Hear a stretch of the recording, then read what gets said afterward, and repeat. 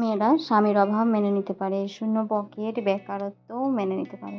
কিন্তু স্বামীর উচ্চ বেতন, বাড়ি গাড়ি না থাকলেও কিন্তু গহনা কাপড়, বিলাসী জীবন না দিলেও মেনে নিতে পারে। শ্বশুর বাড়ি বা নিজ সংসারের সমস্ত কাজ হাসিমুখেও করতে পারে। মুখ বুজে চুপচাপ সবার সব জন্য সহ্য করতে পারে। কিন্তু যার জন্য এত কিছু করা, সে স্বামীর অবহেলা, অযত্ন আর ভালোবাসাহীন আচরণ কিন্তু কখনোই মেনে নিতে পারে না।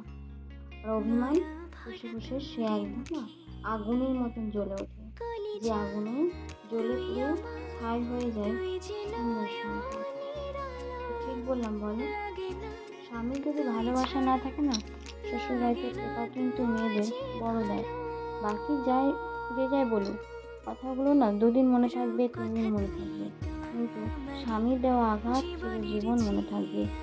যার হাত ধরে তার প্রিয়জন মানুষ তার জন্ম ভিটে ছেড়ে তার প্রিয়জনদেরকে আপন করে নিয়েছে, তার বাড়িটাকে আপন করে নিয়েছে, তার কাজগুলোকে নিজের মতন করে গুছিয়ে নিয়ে করছে, সেই স্বামীর কাছ থেকে যে অনেক বড় আঘাত পায় না, মেয়েরা না সহ্য করতে পারে না। ঠিক বললাম বলো? যদি কেউ আমার ভিডিওটা দেখে থাকো অবশ্যই জানিও।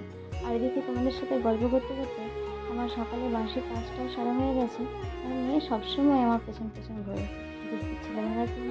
কিছু কিছু মানুষ আছে জানো আমার শ্বশুরবাড়ি, তুমি করোটা কি, এই ভিডিওটা যদি দেখিস না, দেখে নিস কি করি আর না করি। আর এদিকে আমার মামা ঘুমাচ্ছিল, তখনই রান্না বান্নাটা সেরে নিলাম। তোরা তো আসিস সবাই 2 দিন 3 দিনকার জন্য, তখন তা দেখতে পাস না কি করি আর না করি। তো যদি দেখছো দেখে নি। আর বেলা 3টে বাজছে, তখন দুনিয়াতে ভাত খাচ্ছি, কেউ নেই সাথে, যদি মামাকে একটু ভাত